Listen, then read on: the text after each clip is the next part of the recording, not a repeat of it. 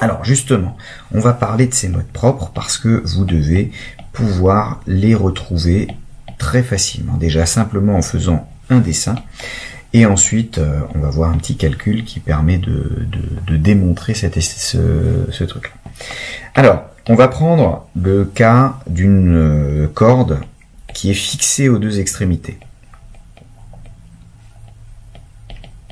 Pour exemple, vous devrez pouvoir adapter ça au cas de cordes non fixées ou amplifiées avec un vibreur d'un côté, etc. Donc, cas d'une corde fixée aux deux extrémités.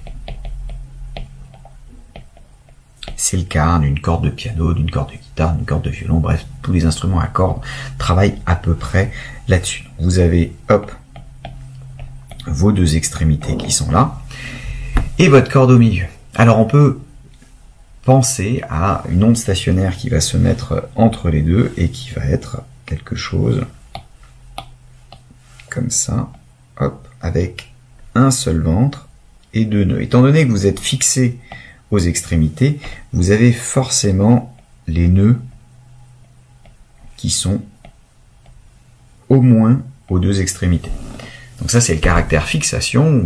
Le clou qui est planté là, ou qui tient votre corde, la pince qui tient votre corde, elle l'empêche de vibrer, et donc elle est obligée de rester fixe comme ça. Mais après, vous avez un ventre, ici, un ventre. Alors, à noter que si on prend cette longueur-là, on appelle ça la longueur grand L de la corde, quelle est la longueur d'onde correspondante? Alors regardez voir, c'est un truc que j'ai oublié de dire ici, dans cette expression-là, mon G de X, il s'écrit cosinus kx. Et K, on a dit, c'est du pi x sur lambda. Donc le profil spatial de votre onde va être de longueur d'onde lambda. Puisque ça exactement, quand vous augmentez x de lambda, vous revenez à la même valeur, g de x plus lambda égale g de x. Donc vous avez une longueur d'onde lambda. Si je dessine ce truc-là, une onde à un moment, ma corde, là je vous ai dessiné les deux positions les plus extrêmes, mais normalement, mon truc sinusoïdal, il a cette tête-là, à un moment donné. Un peu plus tard, il pourra être en bas, et donc j'ai la sinusoïde dans l'autre sens. Mais là, vous voyez que le grand L, donc ici, vous avez que grand L, c'est égal à lambda sur 2. Donc dans le mode fondamental, pour cette corde qui est fixée aux deux extrémités, vous avez que la longueur de la corde, c'est une demi-longueur d'onde. Si je prends ce qu'on va appeler le premier harmonique, j'ai toujours des nœuds sur les bords. Sauf que je vais avoir, hop, un nœud aussi au milieu. Vous l'avez vu dans la petite vidéo. Et donc, quand ma corde vibre, un petit peu plus tard, je vais avoir, du coup, la même chose de l'autre côté. Donc, j'ai l'impression, quand vous regardez la corde de melt éclairée par un éclairage normal, étant donné que ça va très vite, votre œil, avec la persistance rétinienne, vous voyez la corde un petit peu partout à l'intérieur. Donc j'ai un truc ici, j'ai un truc qui va être là. Donc on la voit effectivement passer d'un état à l'autre, comme vous pouvez le voir sur la petite animation correspondante. Donc cette fois-ci, j'ai toujours la même longueur L, mais j'ai un nœud supplémentaire. J'ai un nœud supplémentaire au centre. Et donc, si je regarde la longueur d'onde correspondante, donc mon G de X, avec mon cosinus, alors là en l'occurrence ça va être plutôt un sinus si on prend l'origine à gauche, puisque ça part par 0, mais c'est pas grave, c'est toujours une fonction sinusoïdale de même longueur d'onde, vous voyez que ici, la longueur, c'est lambda sur 2. Alors, on commence à voir quelque chose qui semble apparaître. Donc là, on peut dire le mode 1, le mode 2. La longueur d'onde va changer. La longueur totale de la corde, elle, c'est la même, puisque c'est le même système. Allez, on va en faire encore un. Le troisième mode, question à se poser, c'est combien je peux avoir de nœuds. Donc j'en ai les deux qui sont à l'extrémité. Ou alors on peut fonctionner en termes de ventre. Là vous aviez un ventre, là vous avez deux ventres. Le troisième mode, il va y avoir trois ventres. Pas 4, hein, c'est pas 1, 2, 4, 8, c'est 1, 2, 3, etc. Donc on peut mettre 3 ventres. Si je mets 3 ventres, ça veut dire forcément que je dois couper ma corde entière. Et les nœuds vont être ici et là, au tiers et aux 2 tiers de la corde. Et puis vous avez, hop, une oscillation qui va être comme ça. Un instant plus tard, enfin une demi-période temporelle plus tard, il va être de l'autre côté, mais le nœud va toujours être un nœud. Et vous avez 3 oscillations. Si je regarde une longueur d'onde, maintenant, ça correspond à cette oscillation-là. Et donc vous avez que une longueur d'onde, la longueur L, c'est 3,5 de lambda 3. Alors vous avez remarqué l'erreur, hein. Tout à l'heure, ici j'ai fait lambda sur 2, mais en fait j'ai un lambda complet. J'ai un lambda complet hein, que l'on voit à cet endroit-là. J'ai bien une évolution complète, un aller-retour, un cosinus en entier, donc la longueur c'était le lambda complet. Donc j'ai 1,5 de lambda 1, 2,5 de lambda 2, 3,5 de lambda 3. Je vous le donne en 1000. Vous allez avoir, quel que soit n, un entier positif, vous allez avoir la relation L qui vaut n demi de lambda n. Ou en d'autres termes, la longueur d'onde lambda n va valoir 2L sur n. Et ça se retrouve du coup en faisant simplement les petits dessins. Le dessin fait office de démonstration pour bien montrer que vous avez compris d'où est-ce que sort cette formule. Avec la longueur d'onde est de plus en plus petite à mesure que les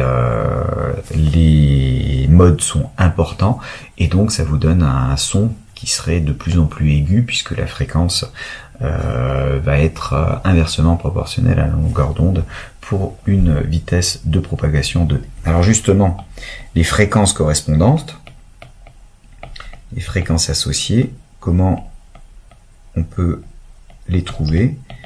Eh bien, tout simplement, vous avez que c'est la même corde, vous n'avez pas changé la tension de la corde, donc elle a la même vitesse, et vous avez que pour tous les modes de la corde, lambda fois la fréquence, ça doit être égal à la vitesse. Donc tous les lambda n multipliés par les fn correspondants, ça vous donne la vitesse. Donc la fréquence du mode n va être égale à c divisé par lambda n.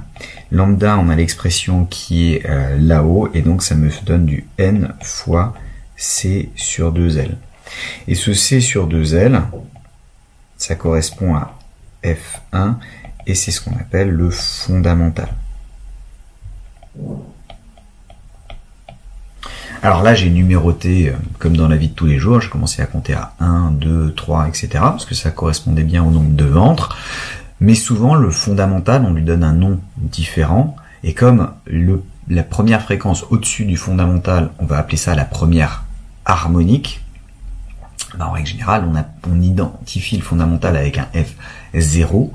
Et la première harmonique avec F1, la deuxième avec F2, etc. Et donc le N que vous avez ici va devenir n-1 pour n plus 1 pardon, pour que quand n est égal à 0, ça me donne c sur 2l, comme n est égal à 1, ça multiplie ce c sur 2l par 2, etc.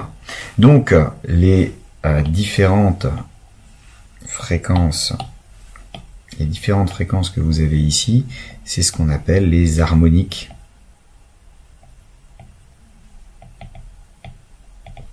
C'est-à-dire que Fn, avec ce n-là, c'est la n-1e harmonique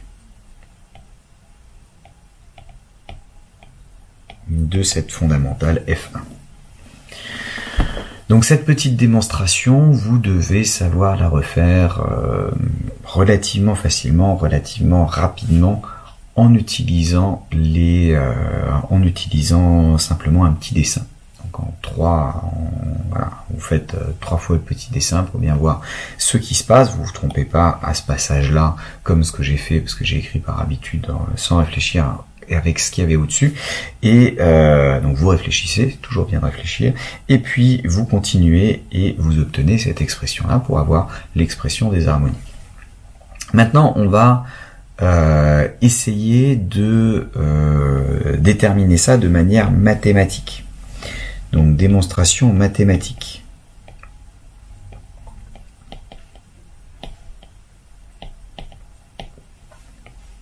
Donc on pose, pour qu'on parte tous ensemble, y de x et de t, qui va s'écrire une certaine amplitude avec un cosinus oméga t plus phi et de manière générale, un cosinus kx plus psi.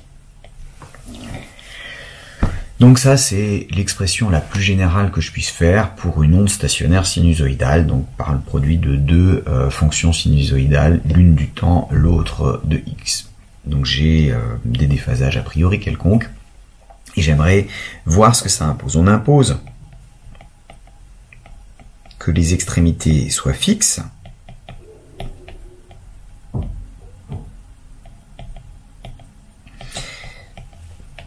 et pour avoir des extrémités fixes, ça veut dire que à la fois y en 0 et en t pour tout t doit être égal à 0, et y en L et en t, lui aussi pour tout t, doit être égal à 0. Essayez de voir, 2 minutes, qu'est-ce que ça va impliquer, c'est-à-dire en fait, les valeurs de k possibles, celles que vous allez avoir ici, vous n'allez pas pouvoir prendre n'importe lesquelles. Et une fois que vous avez imposé ces deux conditions, il n'y a que certaines valeurs de k qui permettent d'avoir cette forme-là. Et ce sont ces valeurs de k qui vont nous permettre de déterminer les lambda n, puisque kn va être 2pi sur lambda n. Et une fois qu'on a les lambda n, on peut revenir à la fréquence de la même manière que. Réfléchissez voir. C'est bon?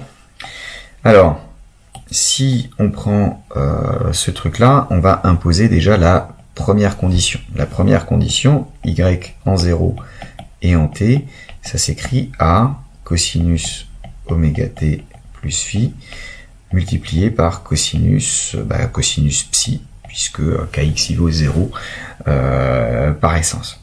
Donc pour que ce soit égal à 0, quel que soit t, on veut que cette égalité-là soit vraie à tout t.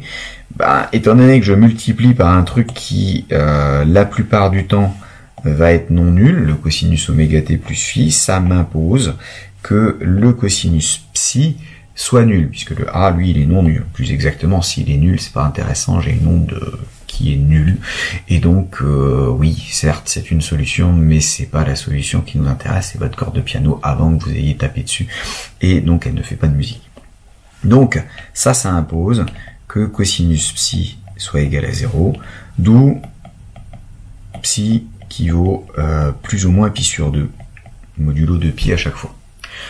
Alors on va prendre le moins pi sur 2 pour nous simplifier un tout petit peu la vie. Ça changera absolument rien. Si on prend un plus pi sur 2, il va y avoir un signe, et ce signe va être automatiquement absorbé dans l'amplitude A que vous avez devant.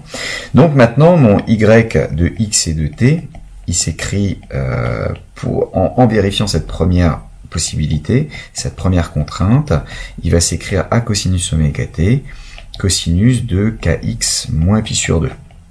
Ah ouais, mais cosinus de kx moins pi sur 2, c'est sympa ça, je peux enlever le pi sur 2, je peux enlever le cosinus, et puis en fait j'ai un sinus kx.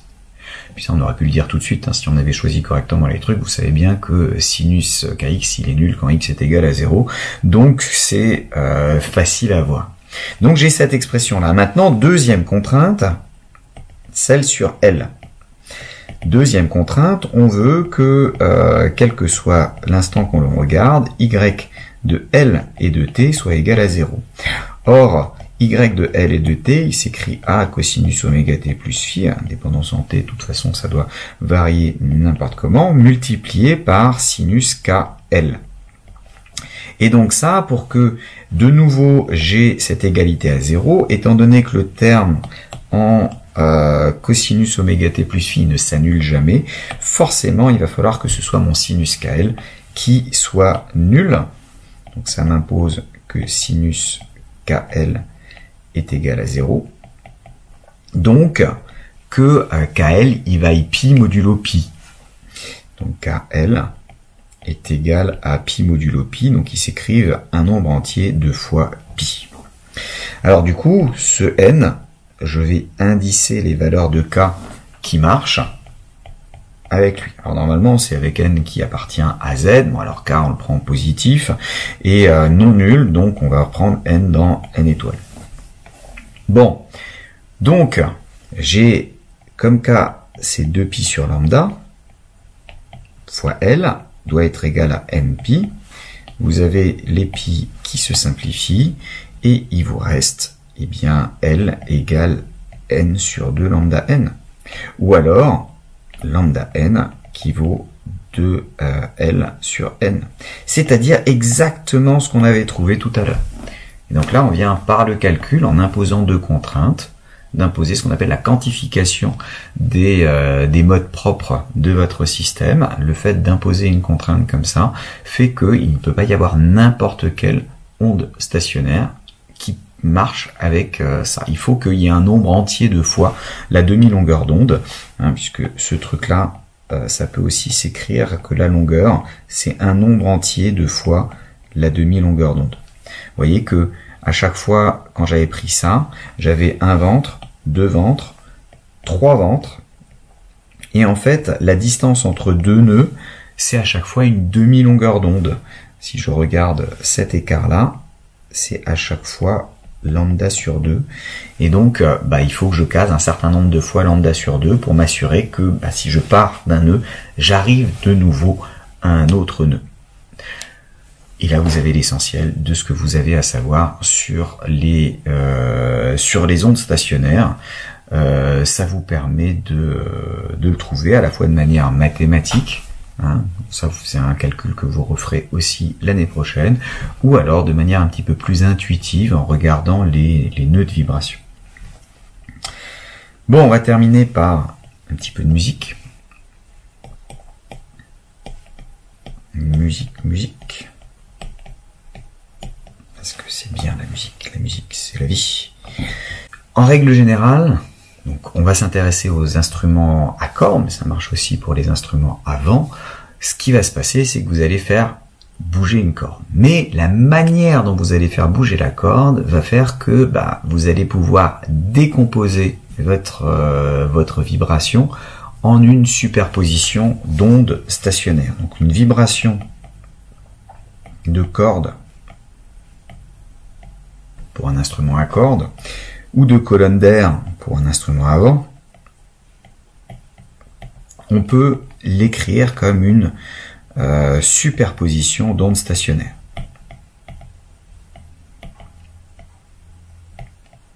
Alors attention, une superposition d'ondes stationnaires n'est pas forcément stationnaire. C'est-à-dire qu'on utilise des modes propres pour décrire le système, mais la superposition elle-même vous pouvez voir des ondes qui se baladent et ça ne sera pas forcément stationnaire.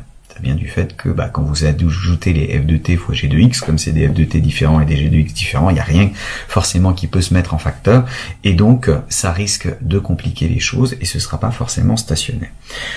Donc en fait, en termes mathématiques, les ondes stationnaires constituent une base de l'espace des fonctions pour de l'espace des vibrations de la corde.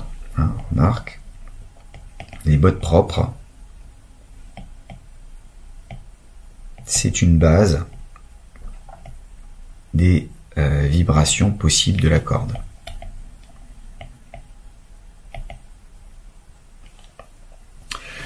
On retrouve le terme d'algèbre linéaire et on peut le faire. Bon, alors c'est une base infinie, un petit peu comme dans l'espace des polynômes, mais ça reste une base. Vous pouvez toujours décomposer une vibration en disant que c'est une somme d'ondes stationnaires. D'ailleurs, même une onde progressive, On a dit qu'une onde stationnaire, c'est la superposition de deux ondes progressives. Une onde progressive, c'est la superposition de deux ondes stationnaires. On va pouvoir l'écrire de la même manière, puisque si vous avez cos oméga t, cos kx d'un côté, si vous avez moins sin oméga t, sin kx de l'autre, quand vous faites la superposition, cos oméga t, cos kx moins sin oméga t, sin kx, cos A, cos B, moins sin A, sin B, ça fait cosinus de A plus B, on retombe sur une onde qui est une onde progressive, là en l'occurrence, qui serait vers les x décroissants.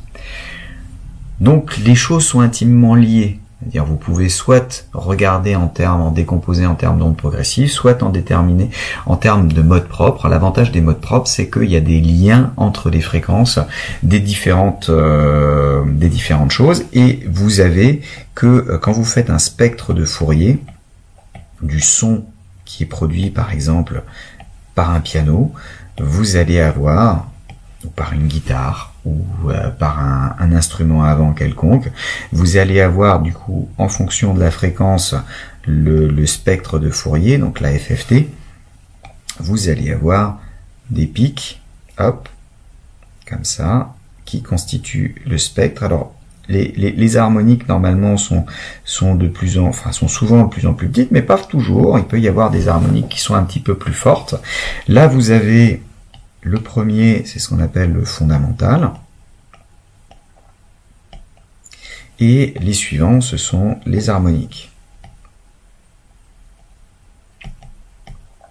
Et vous avez le F1 du fondamental. Là, ensuite, vous êtes à 2F1, 3F1, 4F1, 5F1, etc. Vous voyez. Et donc, vous avez la superposition. Et c'est pour ça que quand vous jouez une note grave au piano, vous allez entendre la note en question, qui va être très grave, mais vous allez aussi entendre le double. Or, quand vous multipliez la fréquence par 2, vous passez à l'octave. Le triple, quand vous multipliez la fréquence par 3, vous passez à une octave. Donc ça, c'est une octave. Et puis ensuite, vous avez une quinte. Donc par exemple, si c'est un Do, vous entendez le Do à l'octave, puis le Sol. Puis le 4 qui est là, c'est le double de 2F1, donc c'est l'octave de l'octave. Donc là, vous avez de nouveau une octave entre les deux. Donc vous entendez le Do qui est 2 octaves au-dessus. Le 5, tiens, ça c'est un nombre premier. En fait, à l'introduction de chaque nombre premier, vous avez une nouvelle note qui apparaît. Ça vous donne la tierce majeure. Et donc le Mi, donc si vous avez ici le Do, là vous avez le Do une octave au-dessus, ensuite le Sol, de nouveau le Do, ensuite le Mi, 6 F1, c'est le double de 3 F1, donc on retrouve le Sol, et vous voyez pourquoi les musiciens reconnaîtront Do Mi Sol, c'est l'accord de Do majeur.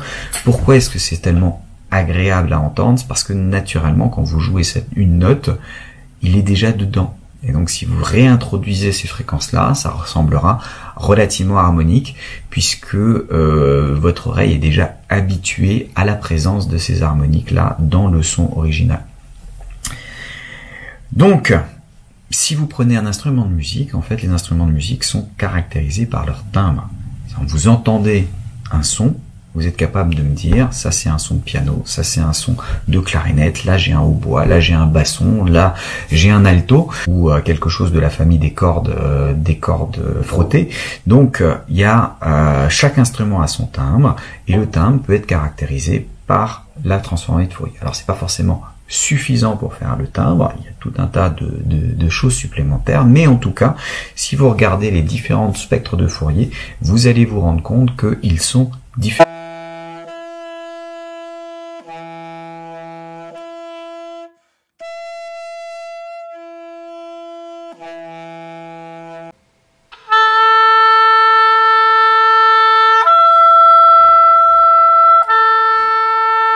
Une octave et une quinte.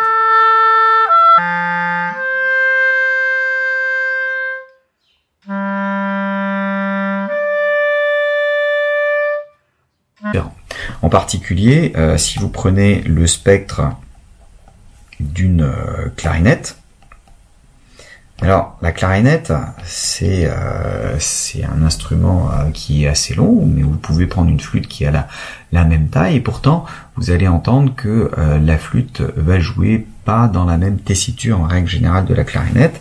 Et la clarinette, elle a un truc de particulier, c'est que si vous avez le fondamental là, il n'y a rien au niveau du premier harmonique, et il n'y a que le deuxième harmonique, rien au niveau du troisième, mais il y a celui-là, en fait, il n'y a que les harmoniques impairs. Il y a F1, il y a 3 F1, il y a 5 F1, etc.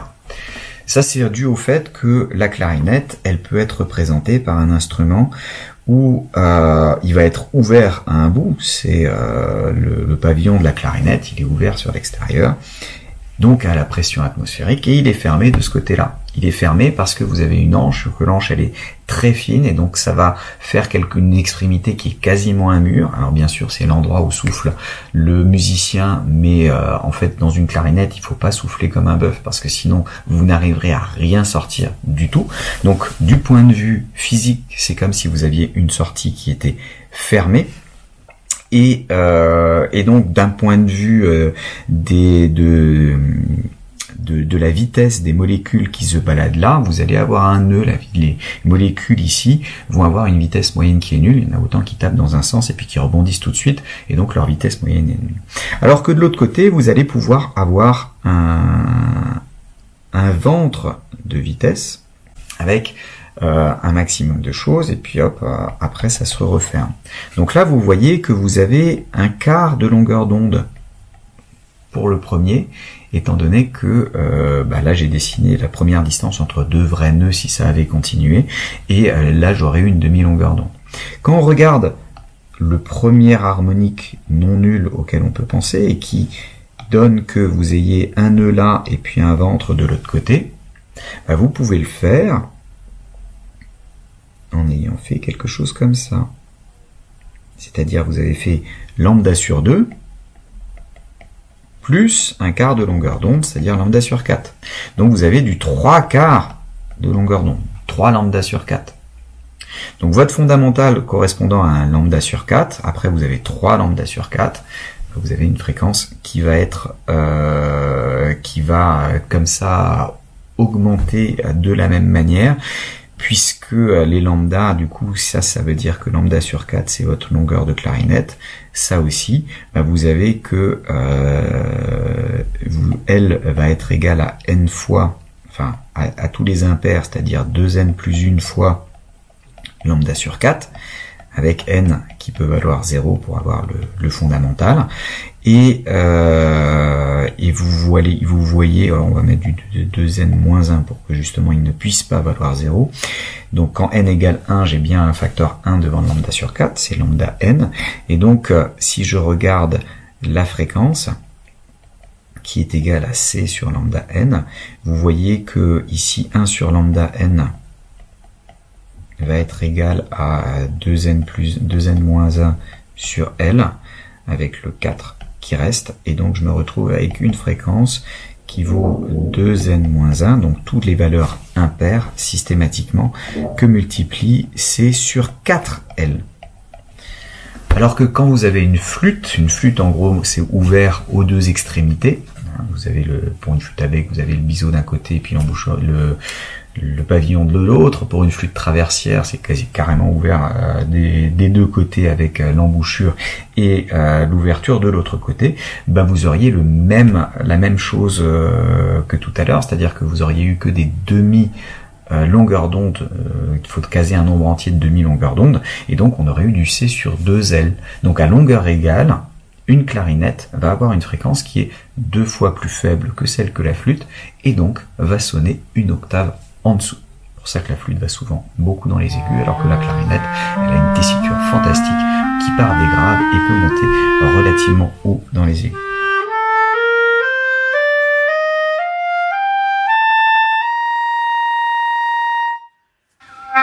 Alors pour explorer un tout petit peu plus ces histoires d'harmonique, on va utiliser une représentation pour laquelle sur l'horizontale vous avez le spectre Fourier, sur la verticale vous avez le temps qui avance et l'intensité des pics est représentée par une intensité lumineuse. Ici, regardez le haut du diagramme dans lequel vont apparaître les notes. On entend un saxophone qui va systématiquement jouer une note puis appuyer sur ce qu'on appelle la clé d'octave qui permet de passer à l'octave supérieure. Une octave, c'est une multiplication de la fréquence par 2. Et donc, on voit sur le spectre qu'il reste uniquement la moitié des harmoniques. On enlève le fondamental, puis tous les impairs, et il nous reste les harmoniques qui donnent une octave. Alors vous voyez d'ailleurs que l'octave est légèrement fausse, puisque les harmoniques d'ordre supérieur ont tendance à se décaler par rapport à celle qui est juste en dessous. Néanmoins, systématiquement, quand on appuie sur cette clé d'octave, on a conservation de la première harmonique, et puis de la troisième, la cinquième, etc. Donc, à l'exclusion du fondamental. On sélectionne une partie seulement du signal. Si on refait la même chose avec une clarinette, vous voyez déjà sur le spectre de la clarinette qu'il apparaît effectivement les harmoniques paires, mais ils sont relativement faibles, ce qui se voit puisqu'ils ont une luminosité plus faible. Mais vous avez aussi et surtout que quand on appuie sur la clé d'octave, qui s'appelle la clé de quintoiement pour la clarinette, eh bien on ne passe pas à l'octave, mais on sélectionne automatiquement le deuxième harmonique, et pas le premier qui correspond à l'octave, mais le deuxième qui correspond à une octave plus une quinte, ce qui fait que les clarinettistes ont des difficultés à passer simplement des notes à l'octave, puisque ça n'est pas simplement pour eux garder le pouce appuyé, et il faut qu'ils réapprennent entièrement le doigté correspondant. On peut aussi voir la même chose pour un hautbois. Le hautbois, lui, il passe bien à l'octave avec cette même clé d'octave. On sélectionne simplement à partir de la première harmonique et ensuite une sur deux. Et dans cette clé d'octave, vous voyez au passage que le spectre du hautbois est beaucoup plus riche que celui du saxophone, par exemple, ou de la clarinette, ce qui donne le son tout à fait particulier de cet instrument. Et d'ailleurs, le fondamental n'est pas le pic d'intensité maximale, en règle générale, contrairement au cas de la clarinette ou du saxophone. Il en va de même pour le basson, dont on peut voir ici le même type de chronogramme, et pour lequel le spectre est très très riche, avec un fondamental qui ne correspond pas au maximum du pic. Globalement, vous voyez que de toute façon le vocabulaire des musiciens avec justement les harmoniques, quand ils demandent de faire sonner les harmoniques, ça permet de le faire. Dernière petite expérience, si vous prenez un violon, ou là en l'occurrence c'est un alto, que vous faites votre son, mais que vous imposez un nœud quelque part, donc pas que vous appuyez, mais que vous imposiez en mettant le doigt proche de la corde, que à cet endroit-là, il n'y ait pas de vibration. Et vous voyez que je me place d'un côté, que j'excite la corde d'un côté ou de l'autre, j'ai le même son parce que j'impose en fait la même longueur d'onde sur les deux moitiés de corde, sur les deux demi-cordes qui sont pas de même taille, et quand bien même elles ne sont pas de même taille, j'obtiens le même son parce que j'ai la même longueur d'onde. Donc ça c'est aussi un phénomène intéressant de ce caractère avec ces ondes stationnaires.